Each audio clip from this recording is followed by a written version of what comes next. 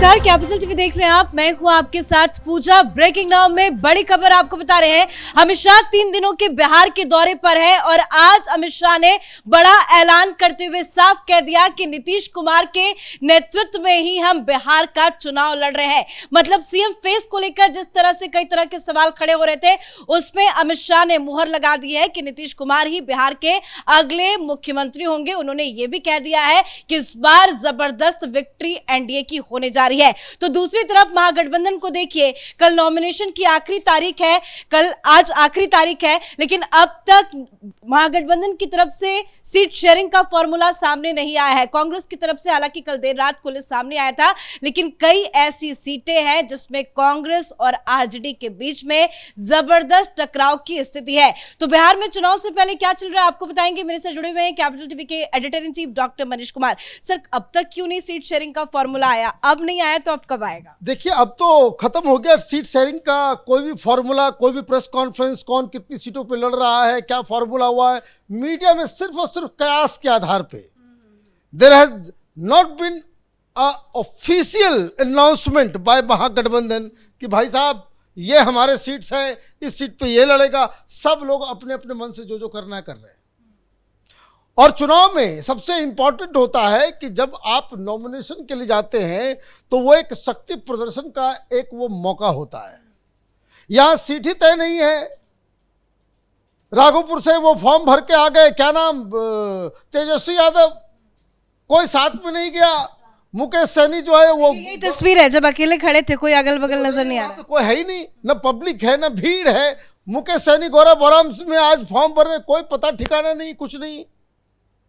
मतलब आपके जो टॉप लीडर्स हैं जो चुनाव लड़ रहे हैं, उसके नॉमिनेशन में भी भीड़ नहीं है। और वो क्यों नहीं है कि कोई कह रहा 18 पे, कोई कह रहा 24 पे, कोई कह रहा 15 पे।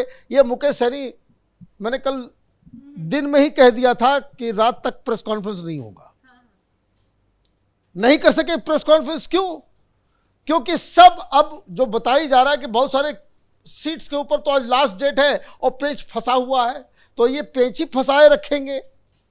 दूसरी तरफ महागठबंधन को के खिलाफ एनडीए जो लड़ रही है, आप देखिए कि किस तरीके से स्टार प्रचारकों की लिस्ट भी निकल गई।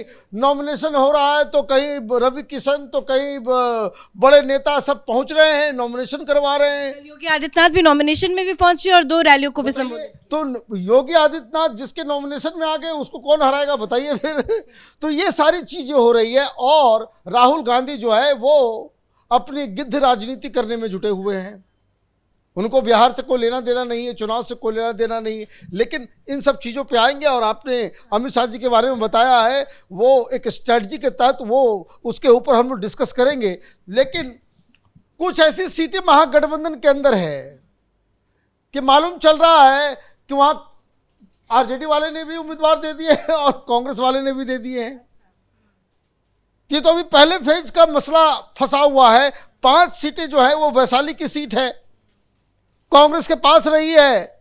संजीव सिंह चुनाव लड़ रहे थे, अब यहां आरजेडी वाले ने भी खड़ा कर दिया। भाई राहुल गांधी को कोई फोन करके बताओ, पूछो कि भाई ये क्या है। नॉमिनेशन वापस नहीं होगा, वापस हुआ तो फिर विद्रोह होगा। आप तो अपनी हार का पूरा जो मसाला जो है वो खुद ही आप तैयार कर रहे हो।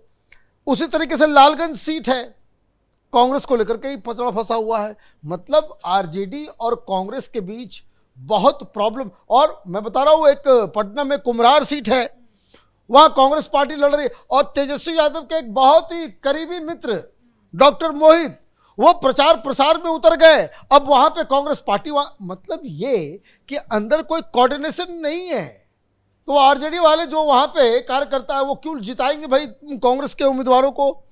ये तो फिर वही मसला आ जाएगा कि गठबंधन के अंदर कांग्रेस वाला आरजेडी को हरा रहा है, आरजेडी वाला वीआईपी को हरा रहा है, वीआईपी वाला जो है वो एक दूसरे को हरा रहा है। क्योंकि आप सीट को छीन के किसी को दे रहे। ऑलरेडी प्रचार प्रसार चल रहा था और तेजस्वी यादव के मित्र को टिकट वो नहीं दे पाए, तो आप ये समझिए कि रिश्ते कितने खराब है। इसी तरीके से एक और सीट है नरकटियागंज, वहां अभी भी मामला फंसा हुआ है। बताइए, वहां मामला जो है इस तरीके से फंसा हुआ है। यहां भी कांग्रेस पार्टी जो है उसको मांग कर रही थी, और यहाँ जो है ऑलरेडी जो है आरजेडी ने कह दिया कि भाई हमारी सीट है। तो इस तरह से कई सारी सीटें हैं। अभी जाले का जो है नॉमिनेशन पहले करवा दिया कांग्रेस ने किसी को, फिर उसको वापस लेकर के फिर किसी और को दे रहा है। और ये सब कब हो रहा है? 5 बजे खत्म हो जाएगा आज नॉमिनेशन का। मैंने नॉमिनेशन के लास्ट डे हम अगर आपको इस तरह की खबरें दे रहे हैं कि अभी तक ये मामला फंसा, वारसलीगंज का सीट फंसा हुआ है कांग्रेस पार्टी का, तो इसका मतलब है कि महागठबंधन के अंदर कोई कम्युनिकेशन नहीं है।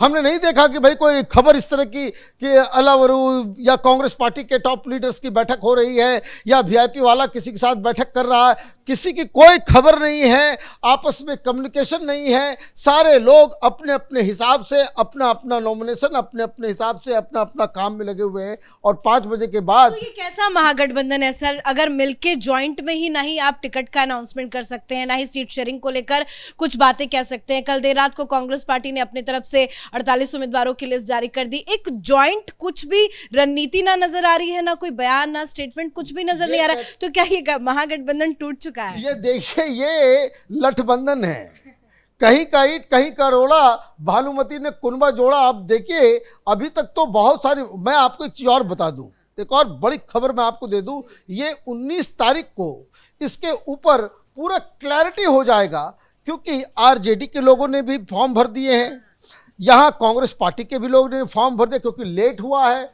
जो टिकटार्थी थे, जिनको जिनको ये आशा थे कि हमें टिकट मिल जाएगा, अब मसला ये फंसेगा कि उनके जो लोकल लीडर्स हैं, उनके जो लोग हैं, जिनको ऑलरेडी आपने आश्वासन दिया हुआ था, जो पार्टी के लिए काम, जैसे कैसे जन स्वराज के अंदर लोग आ रहे हैं कि मैंने 2 करोड़ रुपए खर्च किए, मेरा टिकट काट दिया, ये इस तरह से। अब मान लीजिए जिन पार्टी के इस महागठबंधन के अंदर उम्मीदवारों ने फॉर्म भर दिया इस आशा में कि मेरा नाम तो अनाउंस होगा ही, अब वो नॉमिनेशन वापस नहीं ले तो फिर क्या होगा? अगर वो नॉमिनेशन वापस नहीं लेगा तब क्या होगा? ऐसी ही स्थिति आकर के बन गई।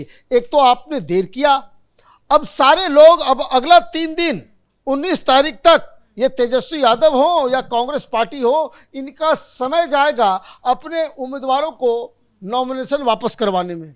मतलब आप कुछ मने काम होना, बड़ी में अगर गलत तरीके से नॉमिनेशन फाइल कर दिया तो वो भी कैंसिल हो जाए। वो तो एक्सपर्ट लोग होते हैं, वकीलों से ये लोग भरवाते हैं, हालांकि ये लोग भरे तो सबका कैंसिल हो जाए, लेकिन जो एक्सपर्ट्स जो होते हैं इसके, उसके लिए हर जगह जो है वकील जो है उसको वकील के जरिए ही करवाया जाता है, तो वो अलग कहानी है। लेकिन विड्रॉल जो है वो दिक्कत हो जाएगा। अब देखिए बवाल मचा हुआ है अमित शाह के बयान से।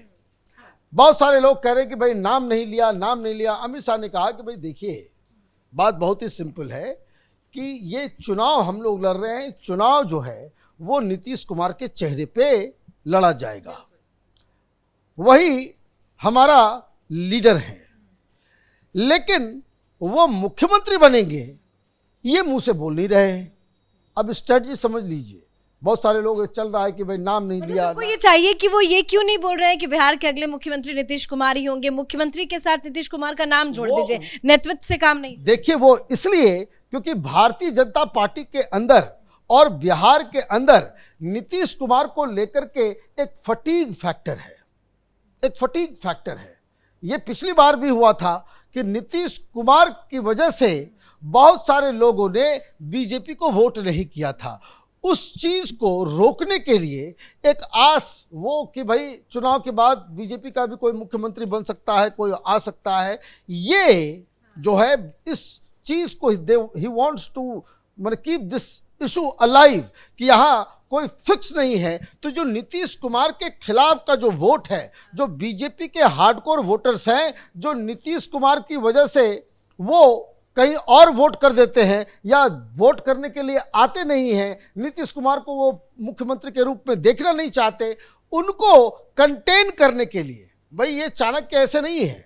ये अगर नीतीश कुमार का नाम, देखिए एक बात क्लैरिटी समझ लीजिए, बीजेपी की मीटिंग में प्रधानमंत्री मोदी और अमित शाह एक बार नहीं, 2 बार नहीं, कम से कम 7-8 बार पिछले 6 महीने में ये क्लैरिटी से बोल चुके हैं कि बीजेपी के अंदर ये आवाज उठती कि भाई हम लोग अकेले क्यों नहीं लड़ेंगे, हम लोग अकेले लड़ेंगे तो हम लोग बन जाएंगे। लेकिन उस तरह की आवाज़ों को हमेशा दबाया गया, ये कहा गया कि नथिंग डूइंग, हम लोग अभी जो है बस नीतीश कुमार के ही नेतृत्व में हम चुनाव लड़ेंगे, इसमें कोई इफ एंड बट नहीं है। तो ये कहानी है टोटल कि जिस तरीके से ये महागठबंधन अभी तक, आज नॉमिनेशन का आखिरी दिन है, कोई ज्वाइंट प्रेस कॉन्फ्रेंस नहीं, कोई ज्वाइंट लिस्ट नहीं, कौन कितनी सीटों पे लड़ रहा है वो किसी का कोई अता पता नहीं, सब अपने अपने हिसाब से जो है वो लिस्ट निकाल दे रहा है और अपने अपने हिसाब से नॉमिनेशन कर रहे हैं। तो ये तो मुझे लग रहा है कि मामला जो है बड़ा डमाडोल है। धन्यवाद सर अपडेट के लिए। तो बिहार में 6 तारीख को फर्स्ट फेज की वोटिंग होनी है और आज नॉमिनेशन का आखिरी दिन है, लेकिन महागठबंधन की तरफ से कुछ भी क्लियर नहीं हुआ है, ना ही कोई ज्वाइंट प्रेस कॉन्फ्रेंस सामने आई है, ना ही सीट शेयरिंग को लेकर कुछ बातें सामने आई है कि कौन कितनी सीटों पर लड़ेगा। तो वहीं अलग अलग उम्मीदवारों की सूची जारी की जा रही है। कांग्रेस ने कल ही देर रात को अपने उम्मीदवारों की लिस्ट जारी कर दी थी और आरजेडी भी अपनी रणनीति बनाकर चुनावी मैदान में और मुकेश सहनी अलग ही जिद पे अड़े हुए हैं। लेकिन अब तक मीडिया को या ऑफिशियली ये नहीं बताया गया है कि महागठबंधन कितनी कितनी सीटों पर चुनाव लड़ रहा है। तो दूसरी तरफ एनडीए की तैयारी पूरी है। अमित शाह 3 दिनों के बिहार दौरे पर है, ताबड़तोड़ रैलियां कर रहे हैं, रणनीति बना रहे हैं और जीत का मंत्र दे रहे हैं। इस बड़ी खबर में मेरे साथ फिलहाल इतना ही। कैमरा पर्सन रवि के साथ मैं पूजा, कैपिटल टीवी।